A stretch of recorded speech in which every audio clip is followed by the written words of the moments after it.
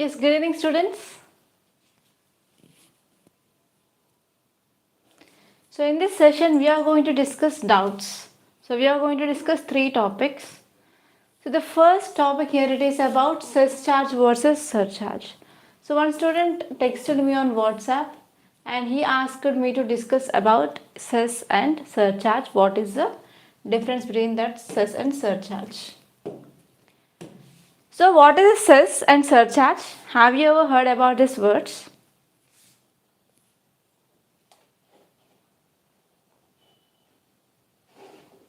Yes, tell me, have you ever heard about this word surcharge and cess? Yes.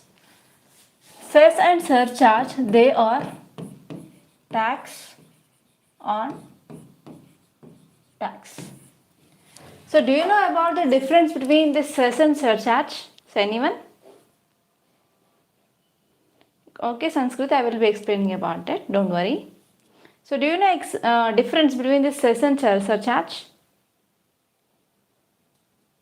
Yes, cess on a particular purpose. Yes. Only one difference? Only one difference?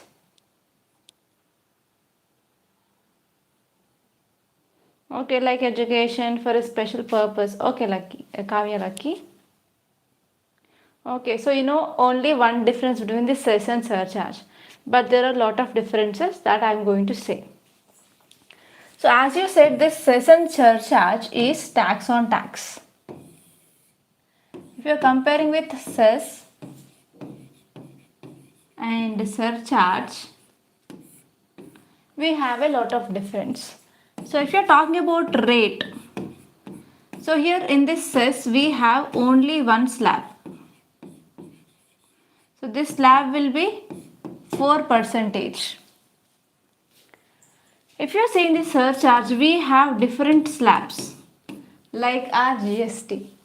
For example, 10%, 15%, 20% based on the income of person. So if income is increasing, automatically the surcharge slab will be also increasing. But this cess which have only one slab, that is 4%. And where can be imposed or where can be compute this cess and surcharge? So this surcharge will be imposed on total taxable amount. On total taxable amount, this surcharge will be imposed. But this cess will be imposed on total taxable amount plus surcharge. On this amount, this cess will be imposed. Is it clear? All you following? Okay, so this is the first important one. And next important thing here is this cess will be imposed for a special purpose.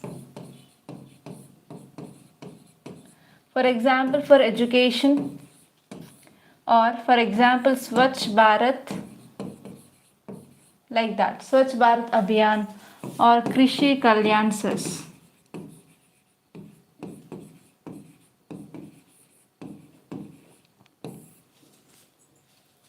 But this surcharge, whatever the amount recovered by government can be used on any purpose.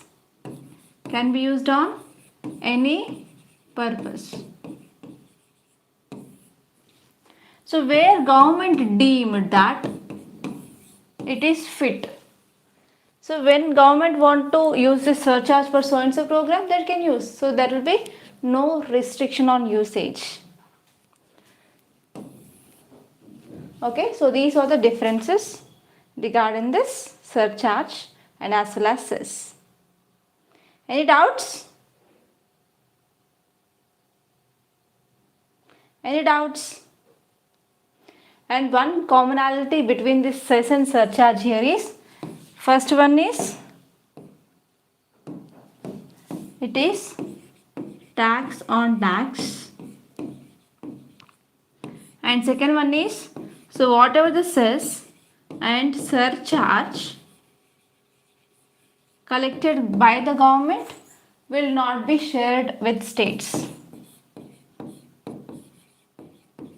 Will not be shared with states. So these are the two similarities and these are the very important differences between cess and surcharge. Is it clear? Ma'am, can we get model answers for the mains questions of daily current affairs? So we are not going to provide any model answer. So model answer will be provided for only students who joined mains answer writing course.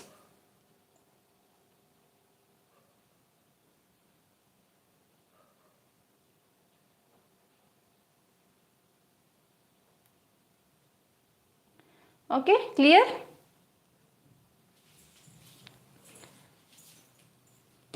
I hope, Kumareshan, I cleared your doubt. And next topic is why RBI not changed interest rate despite of inflation? So this question asked by Kavya. Is it clear, Kavya? Yes, you are right. So you are the person who asked this question, right?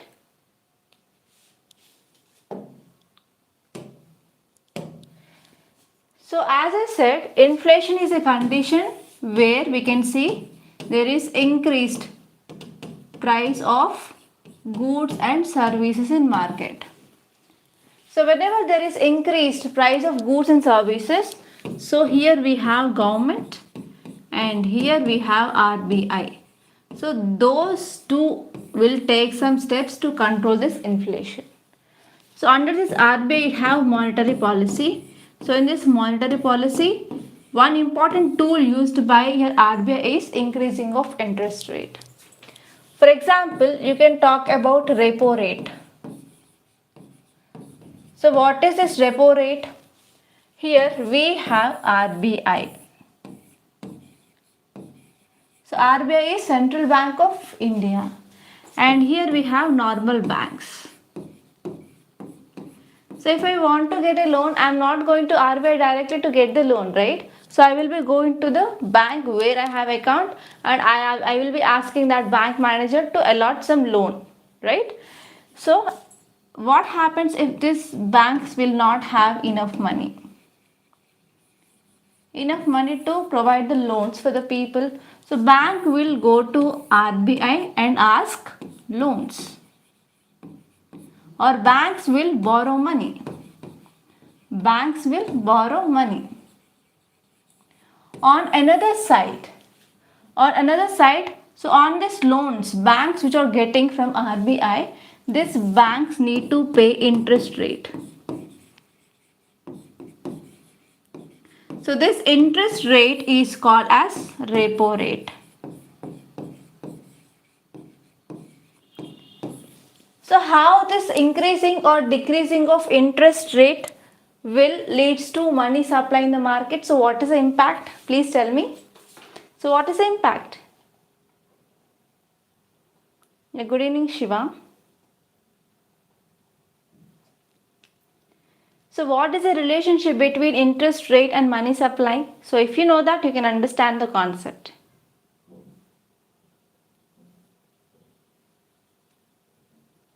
Yes, tell me. I'm waiting.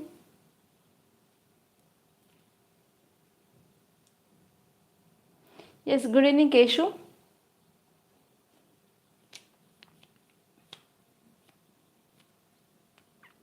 Yes, credit supply impact will happen. Very good, Kritika.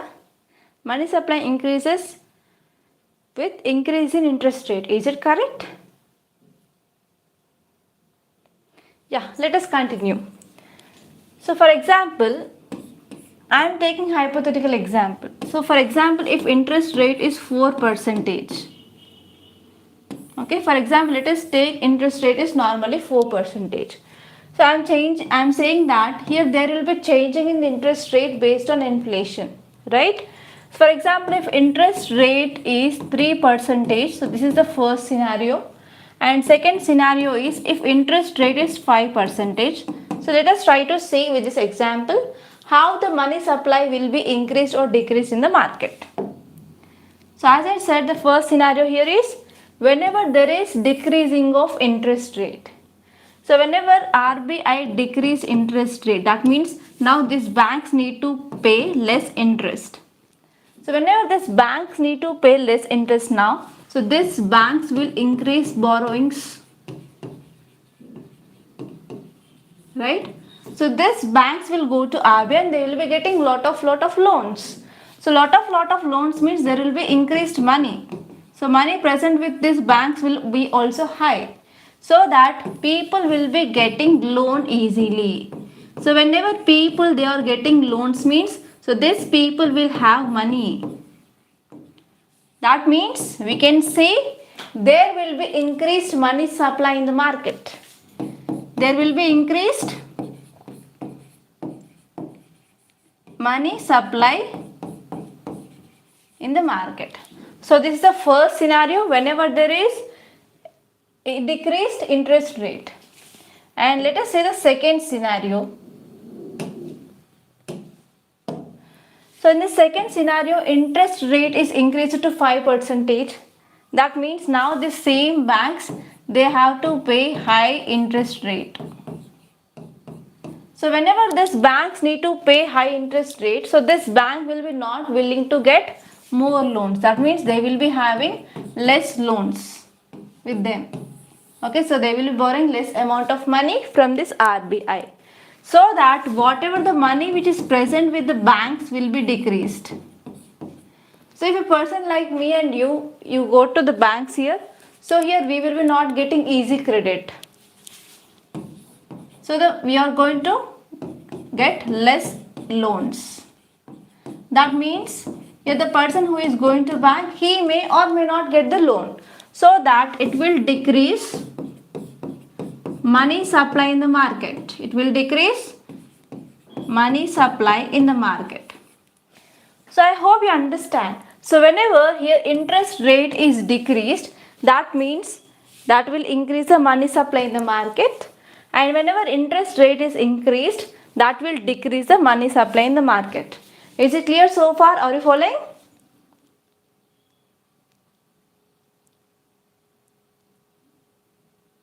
Is it clear? Hi Lakshman and hi Huraj. Is it clear? If it is clear, we will be moving on to the next step. So if you have not understand this mechanism, means you are not going to understand this concept of inflation at all. Yes, clear, right? Yeah. So let us move forward. So now we have to see what is the relationship between inflation and money supply in the market.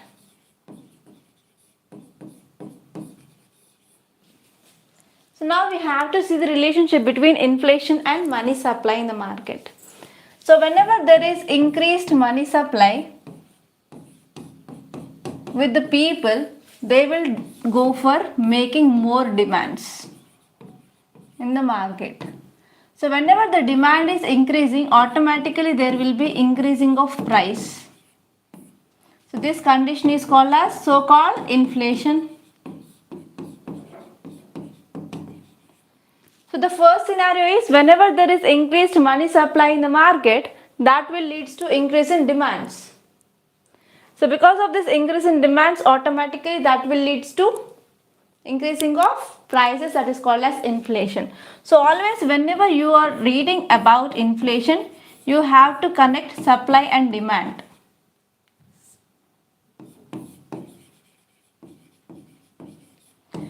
So whenever the supply is equal to demand, we will not see any price rise. So if this equation is altered, that means whenever there is increase in the supply, whenever there is increase in the supply, automatically that will lead to decreasing of price. So whenever there is decreasing of supply, automatically price will be increased. So this is the equation that you have to remember always whenever you are reading about this inflation. And now let us see the second scenario. So whenever there is decreased money supply in the market, so people will be not having enough money in their hand. So because of this, they can't do more demands. And at that condition, whatever they have to satisfy with their wants. So they can't go for increasing of their wants. So because of this, they can't make the large demands in the market. So whenever there are less demands, what happened? We can see there is a fall in the price. There will be the fall in the price. And now we have to move back to the question. Question asked here is, why RBI not changed interest rate despite of inflation? So for this question, the answer is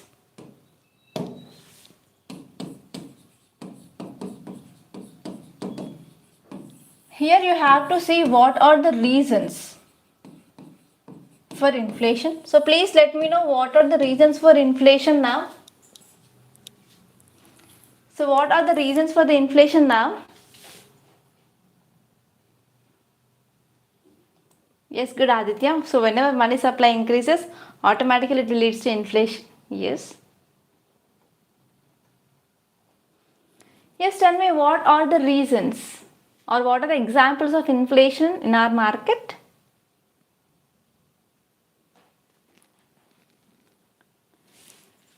Increasing of, there is increase of tomato price, there is increased onion price,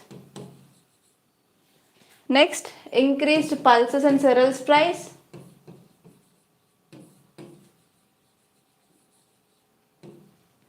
next. Okay, so what are the reasons now?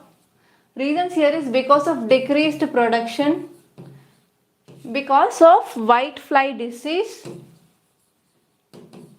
because of white fly disease which attacked these tomatoes, and next one is because of hoarding. Hoarding of onion is seen every year during this time, and sometimes this onion prices will be increased to even 150 rupees per kg every year. And next one is because of black marketing.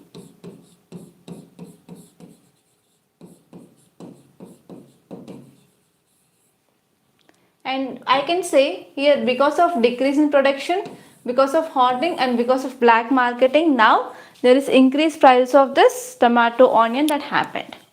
So here, how can RBI involve in this production? How can RBI deals with this hoarding and black marketing? So it is very much clear that this time the inflation is not because of money supply in the market.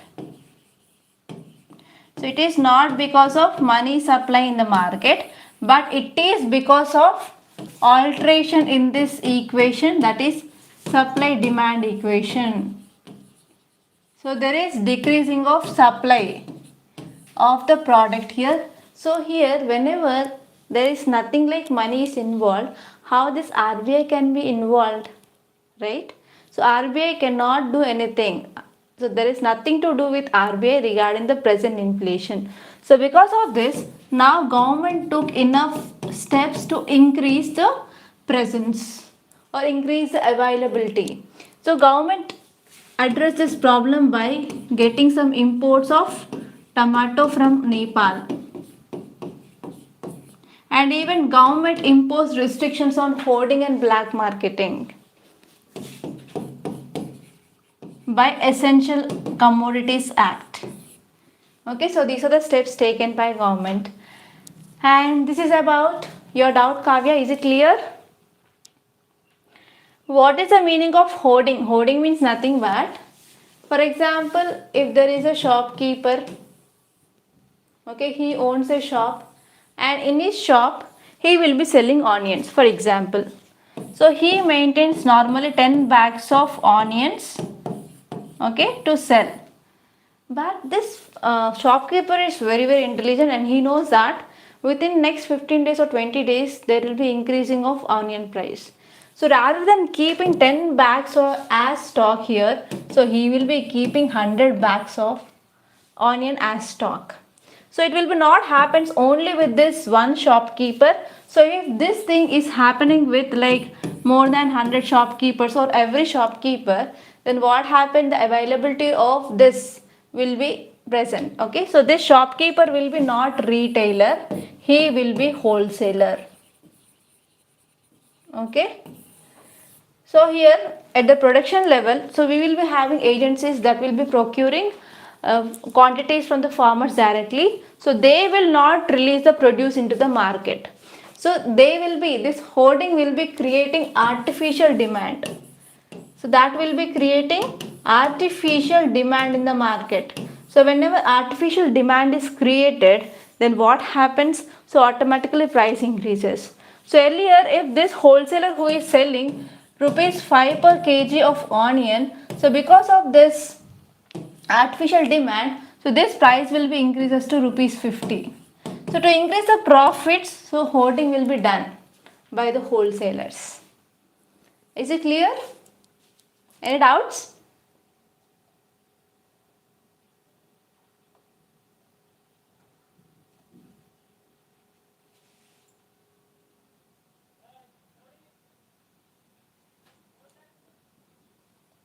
Is it clear so far about this topic? Kavya, I addressed your doubt, I think so. If not, please tell me.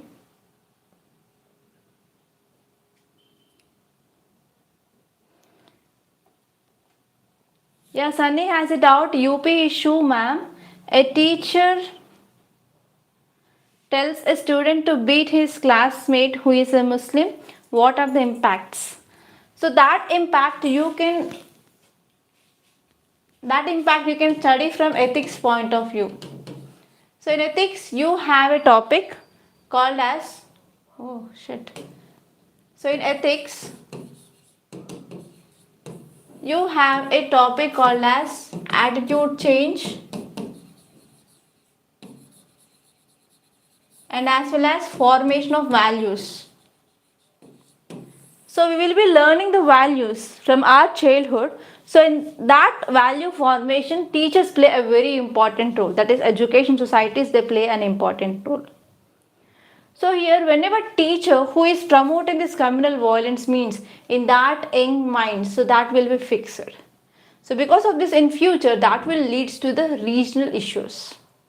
And that will lead to the mob violence, increasing of vigilantism like cases, like that. So it will be having a far negative impact in the future society. Okay, Sunny?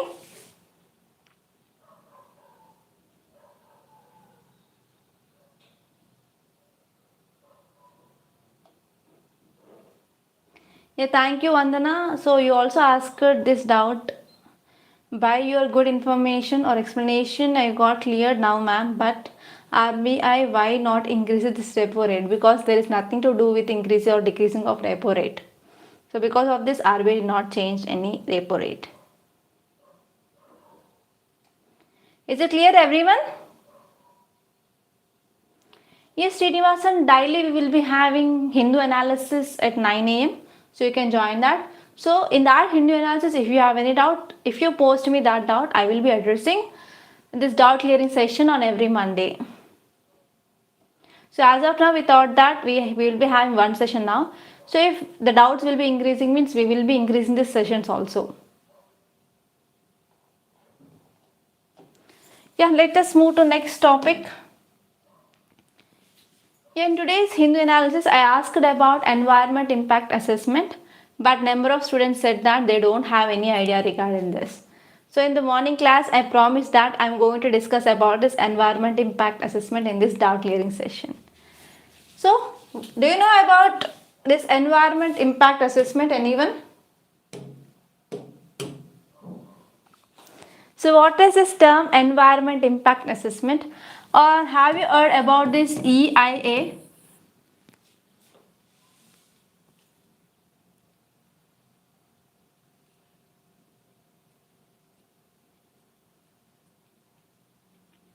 Yes, tell me. What is this AIA? Anyone? Students who join now.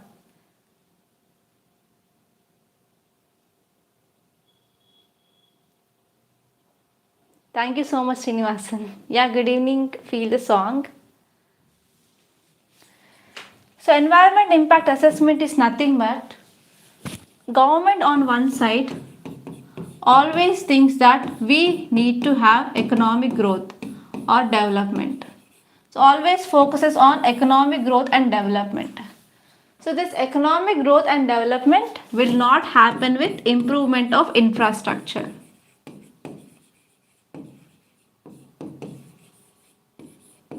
So we need proper infrastructure to ensure development in our country. Development of our country, yes, we need this and this infrastructure development. So I will be giving you one example like why this is important so that you can appreciate, yes, we need development projects. For example, let us take this is one area. So in this area, there are like farmers. There are like 10 farmers are there. So they will be growing like paddy. So only from this area, if one farmer who is producing 10 bags of paddy, so 10 farmers they will be producing 100 bags of paddy. Right? So here this farmers they have to sell this 100 bags of paddy. So they have to go to nearby market and they have to sell their produce there. But what happens, these farmers do not have access to transport. They do not have access to transport. They do not have proper roadways or they do not have proper machinery to take their produce to this nearby market. That means that amount of paddy which is produced by these farmers in that area, it will be get wasted if they are not going for selling of those produce in market. Correct? So if this 100 bag produce need to be accounted to this GDP of our country, yes, it should be go to the market and it should be sold in the market. So for this, yes, we need development projects like government need to provide the roads. For example, in villages, government came up with this Gram Sadak Yojana. Gram Sadak Yojana. So under this scheme here, government started providing roads. Is it clear?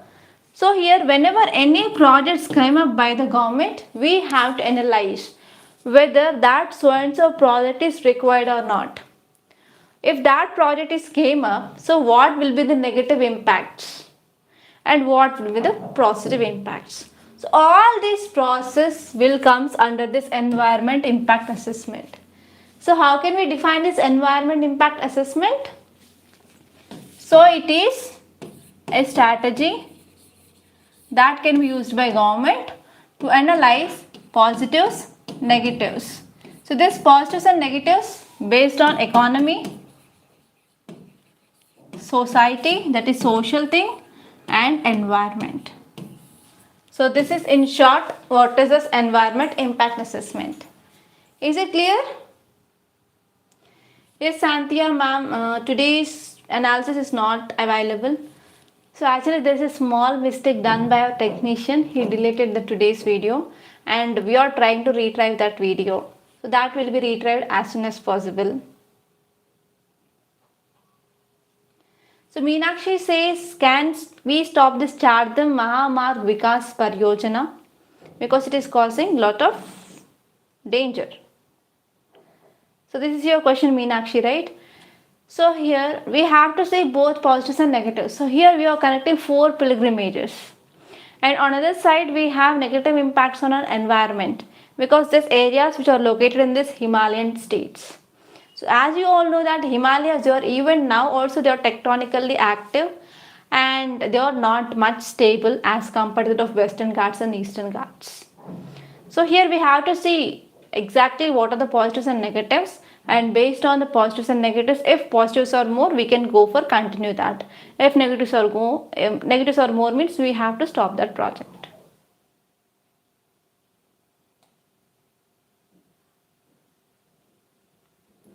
Okay. So here we have to see. So here we have to we are focusing on impact. We are focusing on if there is any alternative for that or not. So if more negatives are there, so we will be thinking whether there are any alternatives or not, and we will be saying like how can we prevent maximum damage.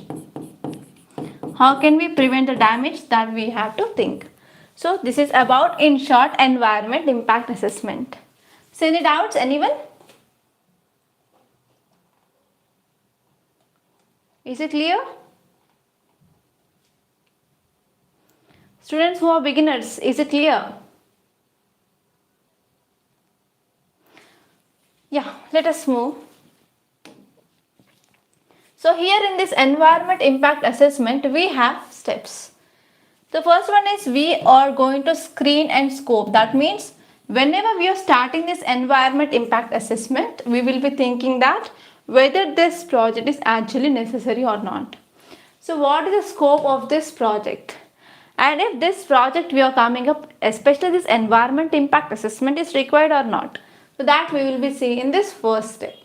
So after that, when we decide that yes, we have to go for environment impact assessment for that so and so project, the next will be assessment of environment risk. That means we will be collecting the data. For example, if you are coming up with a project on a river, so we will be seeing the data regarding pollution of that river. So how much amount of water it is moving in that river. So which is the biodiversity is present. Like that we will be collecting the data. So that comes under assessment of environment risk. And next one is we will be focusing on mitigation. That means before starting of the project itself, we have to think like how to decrease the impact on that so and so biodiversity. So how to decrease impact on the environment and ecology. So we will be taking some measures such that we can decrease environment impact. So after that we will be going for decision making. That means if positives are more compared to that of negatives, yes, we have no alternative, so we have to proceed with that project. So for that here regulatory agency will make the final decision regarding the issuance of clearance or permit. And later on, after going for the development projects, so we will be going for constant monitoring. So regular monitoring of the events that we have to see so that we can decrease the further environment degradation. So these are the steps regarding this environment impact assessment. So this environment impact assessment is very important and you can get 10 marker or 15 marker question regarding the steps involved in this environment impact assessment which already asked in your UPSC mains. Okay, any doubt as of now? Are you following? So my mother tongue is Telugu.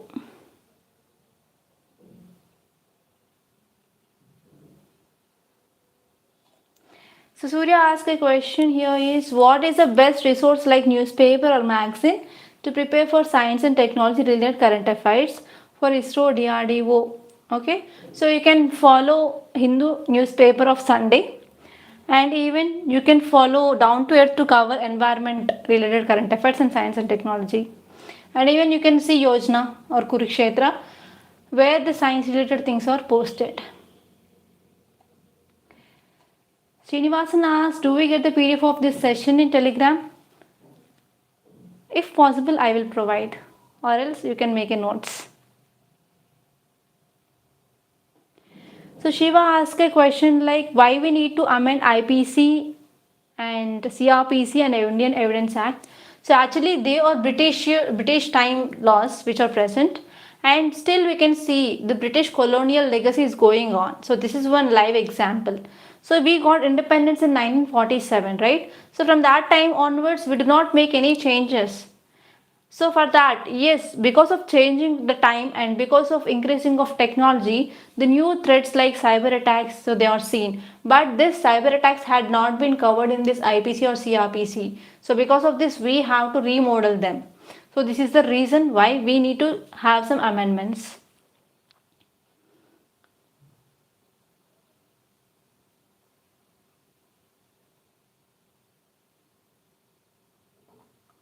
Okay, so these are the things. And next, if you move on, you can see what are the advantages of this environment impact assessment. So when we are going for environment impact assessment, so we can increase transparency and certainty, participation of different stakeholders will be there. And this one is practically we will be seeing what is the positives and what are the negatives.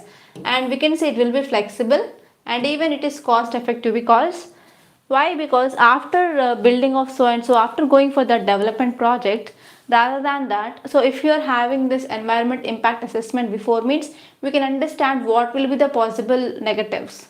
So from that point of view, so this will be cost effective. And this one is the credibility will be increased and even accountability will be also increased. So this is about environment impact assessment. So what is the significance?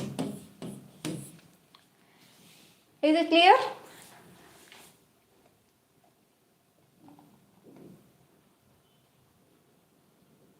Is it clear?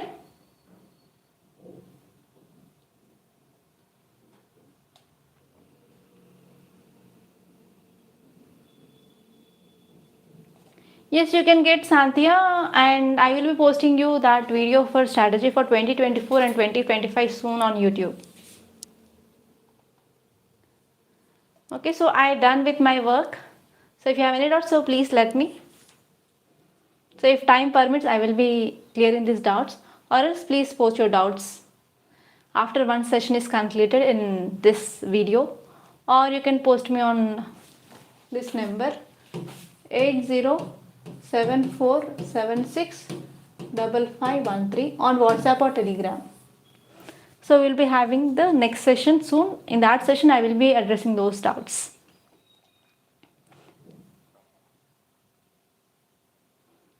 Any more doubts? Anyone? So what is fiscal policy? To control inflation, government also have to play the role, right? So in this government role, government have this fiscal policy. For example, government will be increasing or decreasing the public spending. Okay, so government will be coming up with developmental projects. So because of that, here it will be increasing the money supply in the market. So this is the fiscal policy of government.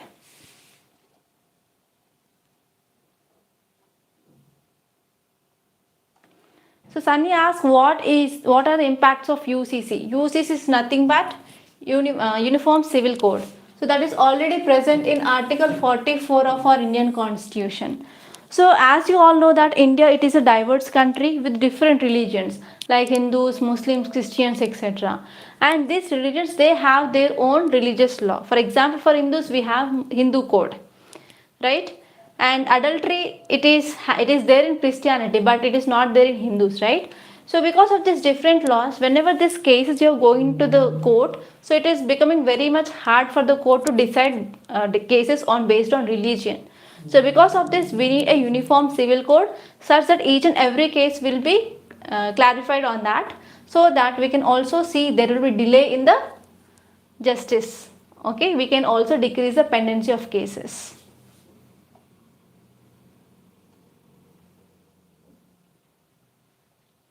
Okay, any more doubts? Anyone?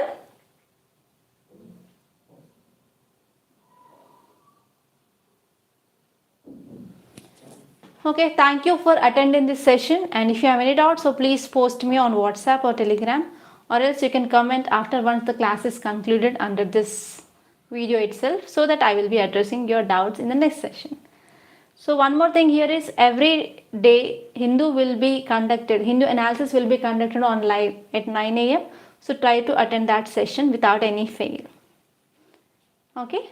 So thank you so much for attending this session. Bye bye. Good night.